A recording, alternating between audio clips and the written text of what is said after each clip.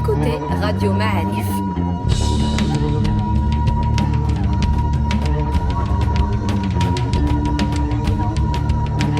Le podcast Histoire.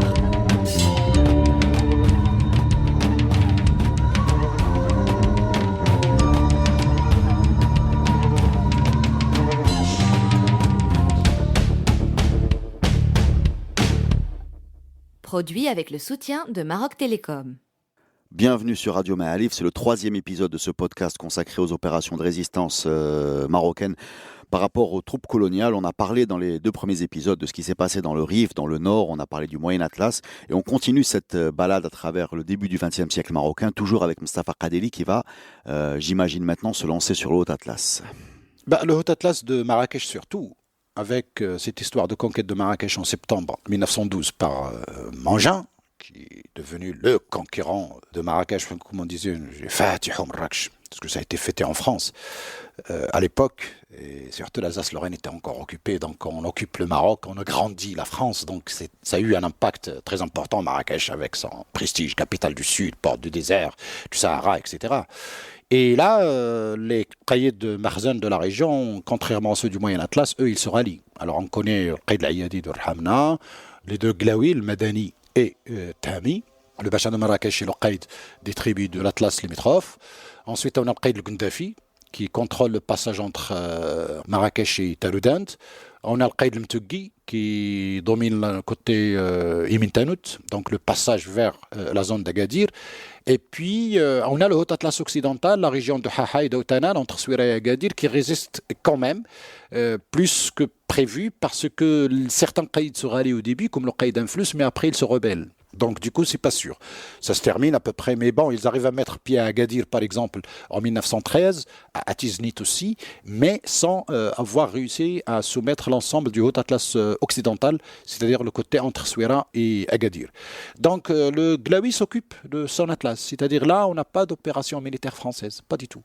Le Glaoui, le Gundafi, le Ayadi, etc., ils donnent même un coup de main, parce qu'à Marrakech, c'était le Hiba qui est arrivé, de Tiznit, il est d'abord reconnu à Tiznit, puis à Taroudant, et puis il arrive à Marrakech, et c'est contre les troupes de l'Hiba qui a réuni les populations du Sahara, de l'Anti-Atlas, du Souss, du Haut-Atlas, pour combattre les Français. Et les défaits à la bataille de Sidi Bou Atman. Et c'est là, cette bataille qui ouvre la voie à Marrakech. Donc les Hibas se replient sur Taroudant.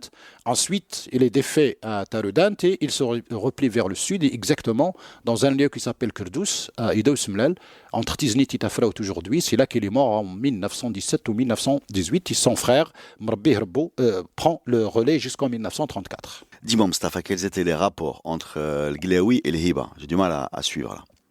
Et au début, il compose avec lui. D'accord. Et puis, une fois il est défait, il lui tombe dessus. C'est la règle du jeu. C'est la règle du jeu, puisque puissant, si tu gagnes, nous sommes avec toi, mais si tu perds, on ne va pas te suivre dans la défaite. D'accord. Et c'est pas le Glaoui qui rallie, je veux dire, tous les caïds, c'est des gens qui sont là depuis l'époque de Hassan Ier, c'est des vieux de la vieille, ils connaissent toutes les manigances, les histoires, les trucs, etc. Je veux dire, dans le détail. On a les détails dans le Qaïd Najm recueillis par le Mokhtar Ceci, on a les détails de le bras droit de Moulay Hafid, qui s'appelle le Bacha Driss Ould Mennou, qui était le Bacha de l'Aqsba de Marrakech, qui a laissé également ses mémoires recueillis par le Mokhtar Ceci également. Cet homme est merveilleux, il s'est beaucoup intéressé à l'oralité, du coup, il nous a sauvé beaucoup de mémoires de personnes qui étaient à l'intérieur de Marrakech. Le Qaïd Najm, il est de l'Arsas, Driss Ould Mennou, il est d'Idaou Mennou dans la région du Shtouka, et c'est des personnages des Qaïds marzaniens, je veux dire, ils sont à l'intérieur du Marzen. Et Ould Mennou, après 1912, il est mis sous résidence surveillée, donc il est coincé parce qu'il était le bras droit de Moulay Hafid. Par contre, le Qaïd Najm, il descend vers le sud et il se bat contre les Français jusqu'en 1934, et il a préféré rentrer chez les Espagnols à Ifni, et c'est là-bas qu'il est resté jusqu'à l'indépendance. Donc on a ces récits-là d'agents qui ont participé à des événements, et je veux dire, c'est des témoins oculaires, puisqu'ils racontent ce qu'ils ont vécu, ce qu'ils ont vu, ce qu'ils ont entendu même, ce qu'ils ont supposé être à l'époque, en tout cas. C'est des gens bien placés à l'intérieur du Marzen et qui ont une vision très précise des événements. Le Hiba est rejeté, les Qaïds aident les Français leur donnent juste les munitions et quelques techniciens. Et c'est là que la Première Guerre mondiale se déclenche. Et Tiznit est occupé par les Français, mais ils n'installent pas de garnison. Ils envoient juste le Gundafi comme Bacha de la ville. Et ils lui mettent à côté un officier des renseignements qui s'appelle Justinard. Il nous a laissé beaucoup de livres, hein. Dans un livre sur ce Qaïd el-Gundafi, c'est là qu'il raconte comment ils ont travaillé ensemble.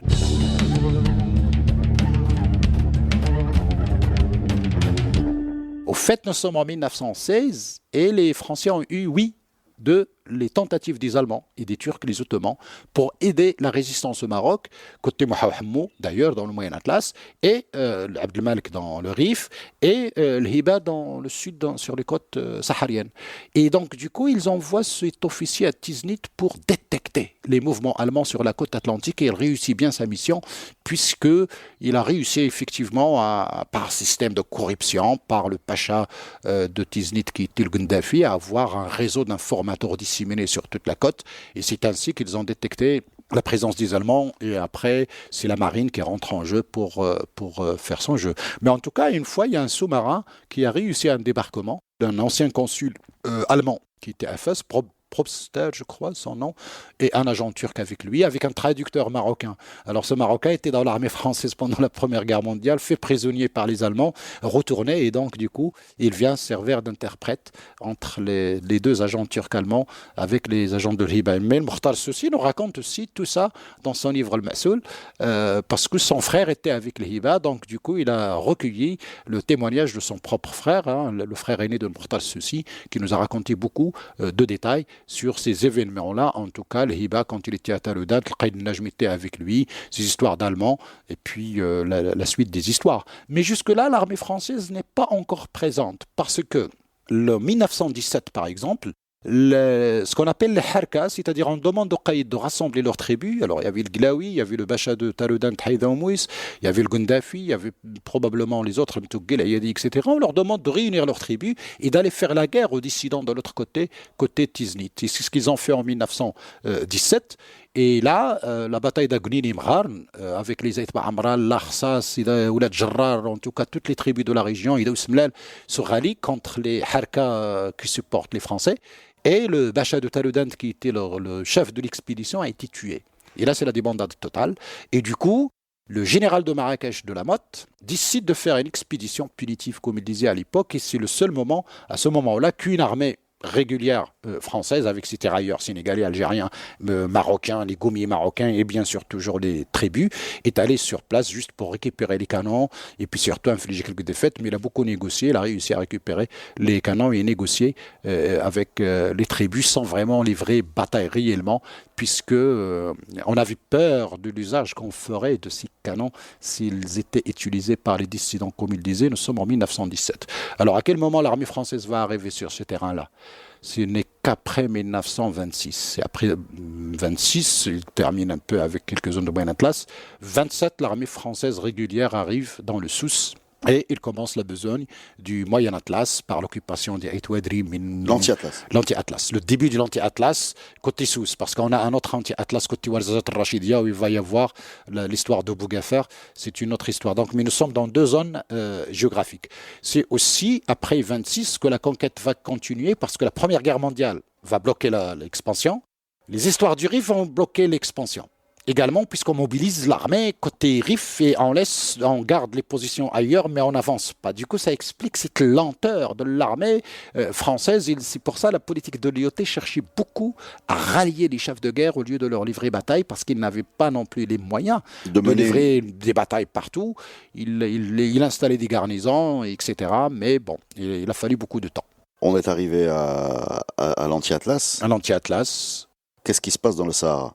On a deux Sahara, le Sahara français et le Sahara espagnol. L'IOT, quand il était ministre de la Défense à Paris, il démissionne, il revient au Maroc, il aime beaucoup les prouesses. Il réfléchit, puis il va dire, je vais faire la jonction du Maroc occidental avec les confins algéro-marocains. Et donc, il demande à son armée qui est sur la frontière algérienne à Boudnib, colonel Dury, et à son colonel de Meknès qui s'appelle Pouémero, pour faire la jonction côté Middle. Et ils réussissent. C'est-à-dire l'un qui vient de la frontière algérienne, l'autre qui vient de Meknès, Moyen Atlas, par Azrout et Mahdit. Et ils font la jonction pour dire, regardez, vous ne croyez pas que je suis fini, j'ai pas réussi ma mission de ministre de la Défense, mais je sais faire la guerre et voilà, je fais la jonction. Sauf qu'un an plus tard, on a des chefs de guerre comme Touzeni, comme beaucoup d'autres, qui apparaissent à ce moment-là.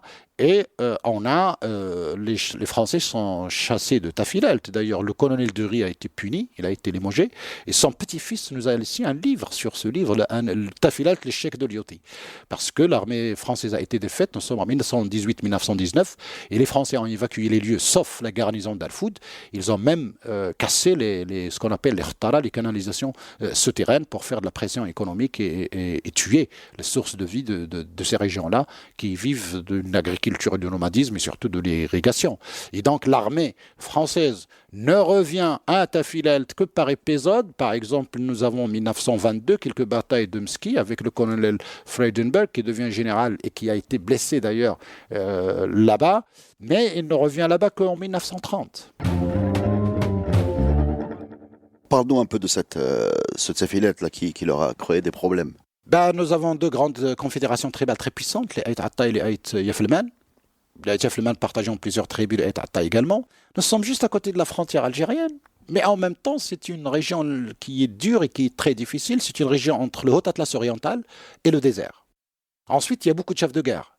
C'est des gens qui se sont frottés à l'armée française depuis que l'armée française est rentrée à Touet, qui appartient aujourd'hui à l'Algérie, qui faisait partie de Tafilalt à l'époque. Donc les tribus vivaient du Sahara, vivaient à aller jusqu'à Tindouf, jusqu'à Timbuktu, et bien sûr l'armée française était déjà arrivée à Timbuktu en 1893. Ils ont conquis le Touet vers 1898, entre 1898 et 1903. Donc il y a une sorte de, de l'étau qui se resserre contre les tribus, donc ils se galvanisent. Quand l'armée française arrive à Boudnib en 1908, toutes les tribus de la région, même du Moyen Atlas, du Moyen Atlas jusqu'à Boudnib, se battre contre les Français à Boudnib. Toutes les tribus de la région se sont mobilisés.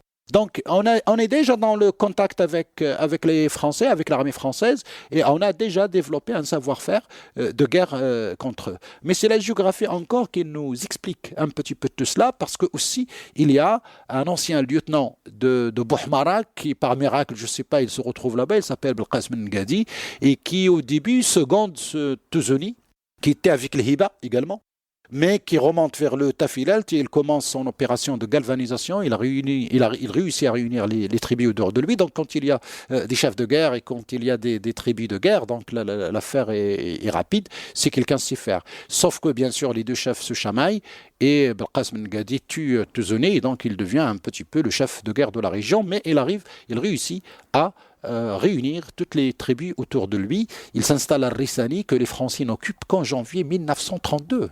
D'accord. De 19 pratiquement de 20 à 32, je veux dire, il y a une sorte de petit État autonome par là-bas que les Français n'arrivaient pas à soumettre malgré les escarmouches, les petites opérations sans succès, au moment où on essayait aussi d'envoyer le Glaoui de côté de Ouarzazate pour essayer de faire ces escarmouches par là-bas aussi jusqu'à Tenrir sans grand succès, puisque les tribus étaient bien organisées et surtout ils s'étaient préparés à la guerre. Ils étaient proches de l'Algérie, ils savaient très bien ce qui se passait en Algérie, ils avaient l'habitude d'émigrer en Algérie, ils connaissaient l'Algérie, ils savaient très bien comment ça marchait en Algérie côté colonisation et occupation. Donc je crois qu'ils se sont bien préparés à l'avance à cette opération et à ce moment de l'histoire. Donc il y a évidemment, en plus de tout ce qu'on a raconté, l'épisode de Bougafer, dont je vous renvoie au podcast qui est consacré à cette bataille qui marque donc la fin de la pacification, on peut dire ça comme ça? Non, pas la fin, parce que Bougafer a eu lieu en février-mars 1933, mais le Haut Atlas oriental, c'est-à-dire entre Midelt et Tafilalt, on a un autre chef de guerre qui s'appelle le Skunti et qui mène aussi la vie dure aux Français. Ça s'appelle ça s'appelle la bataille de Baddou, août 1933. Pareil, comme pour Bougafer.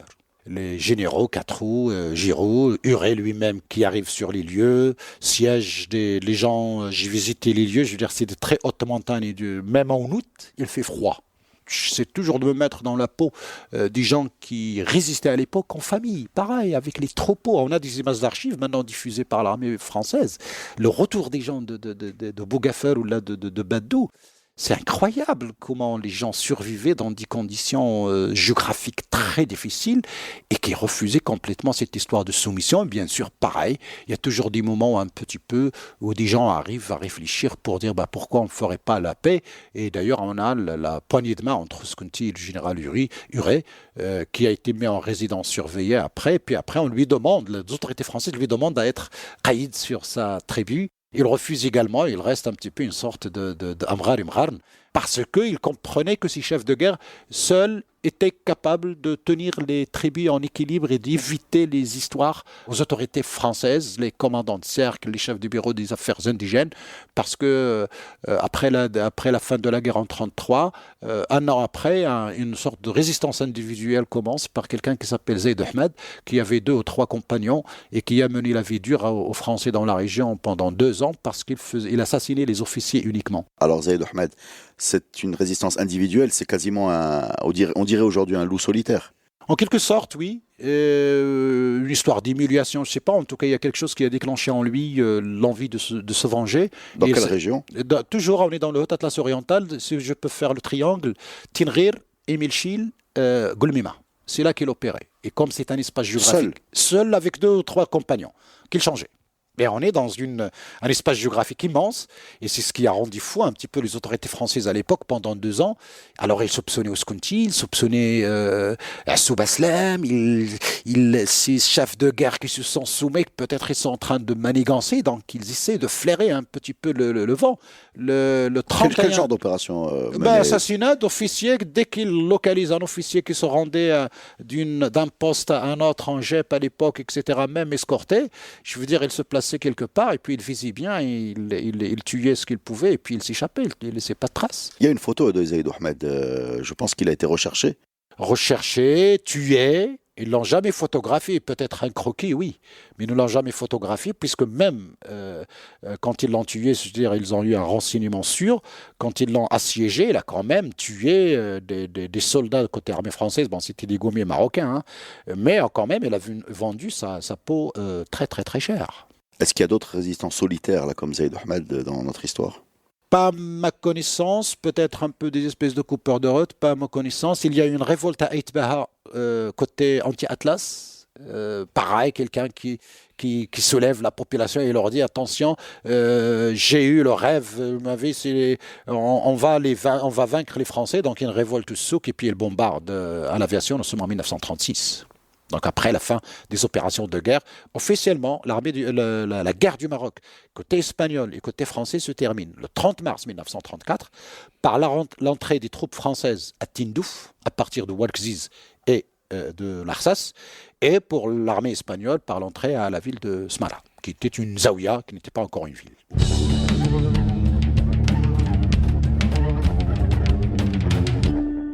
Moi j'ai une question. Quand on écoute l'histoire de Mohamed Saïd, Amzian, Ouskunti, comment se fait-il que le mouvement national qui raconte l'histoire de la libération du Maroc de la colonisation ne revendique pas ces gens-là, ne parle pas de ces gens-là et qui soient aujourd'hui des noms peu connus, sinon oubliés par une grande partie des Marocains? Si, il y a le ruelle Zayd Ahmed qui est juste devant Sidi Bliout, la petite ruelle qui part vers l'hôtel Ibis, là. Ça s'appelle Zayd Ahmed, mais qui fait attention à une petite ruelle sans issue, si j'ose dire. Il y a la place Mohamed Saïd, ce qu'on appelle, je crois, la place Maréchal. Il y avait un arrêt de bus à Casa, maintenant je crois que c'est un jardin, ça fait longtemps que je ne suis pas allé, mais je ne sais pas si la plaque y est toujours. Chacun cherche à tirer la couverture vers lui. Là, on a parlé grosso modo, je dirais, j'ai sauté beaucoup de noms.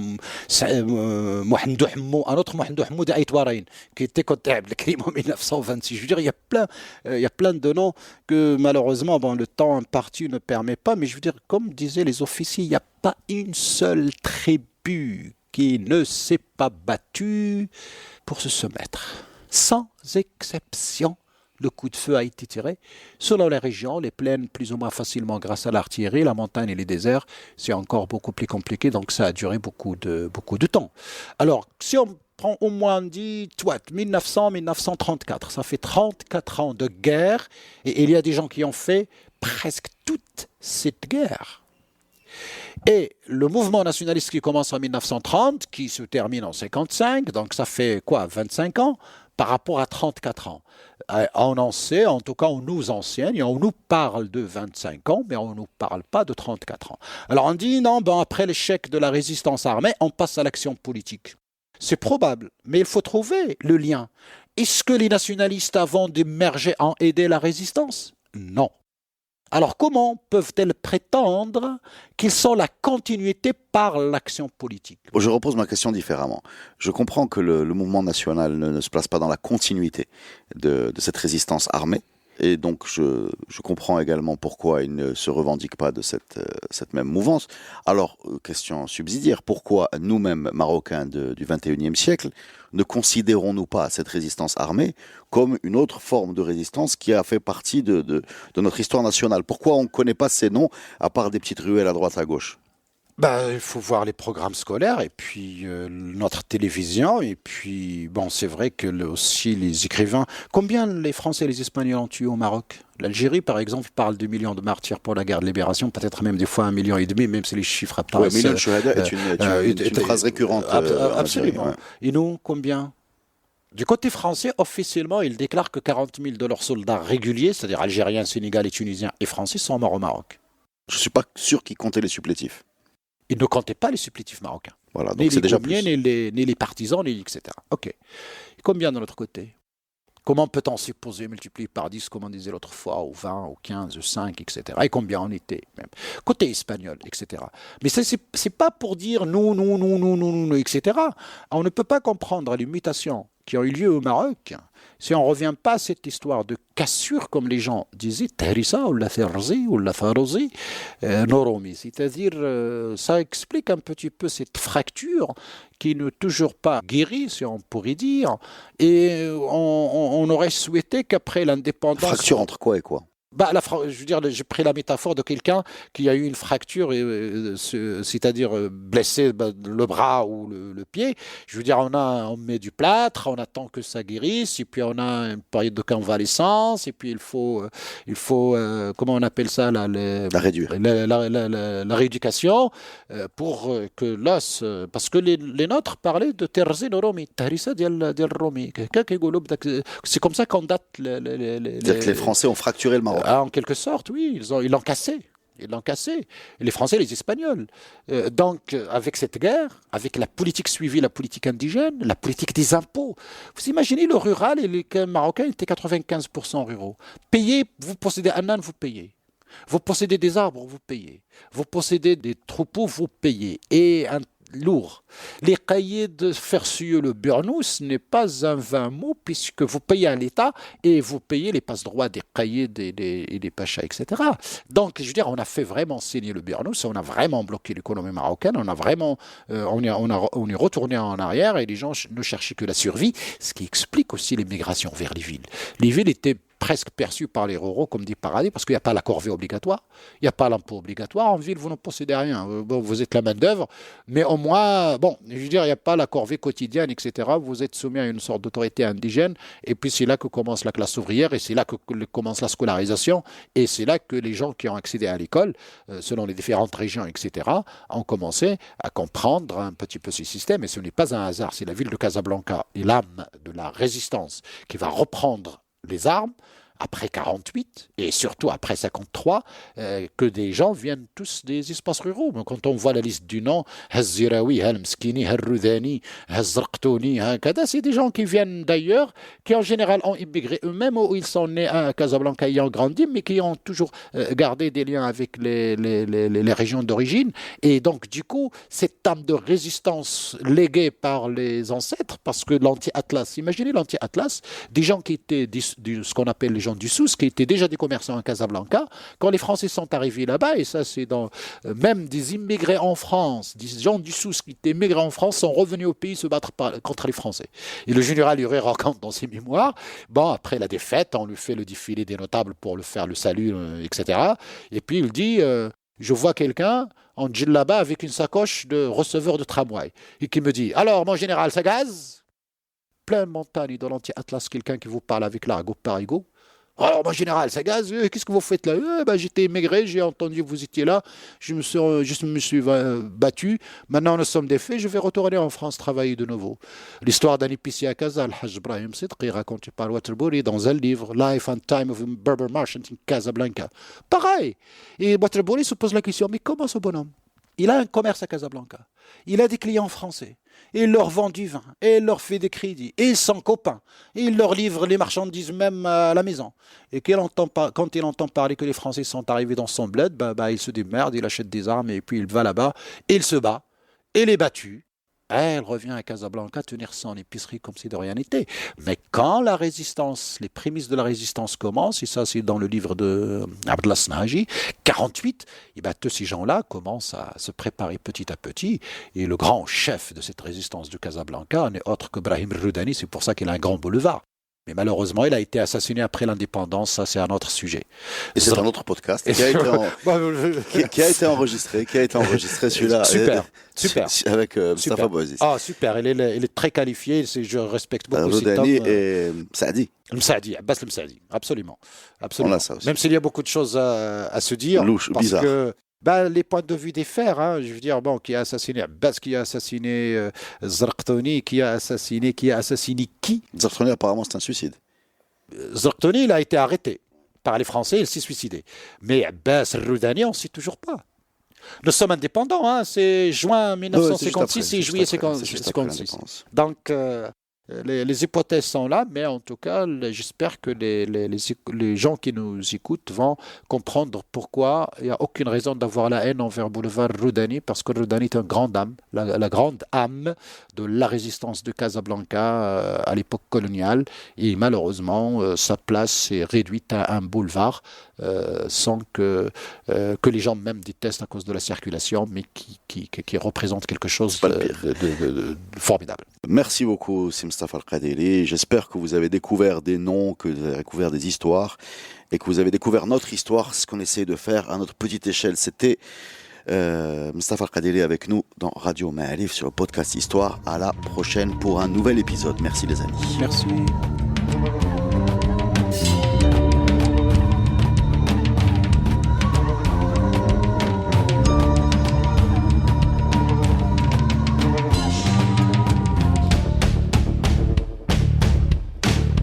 Ce podcast est produit avec le soutien de Maroc Télécom. Maroc Télécom, un monde nouveau vous appelle.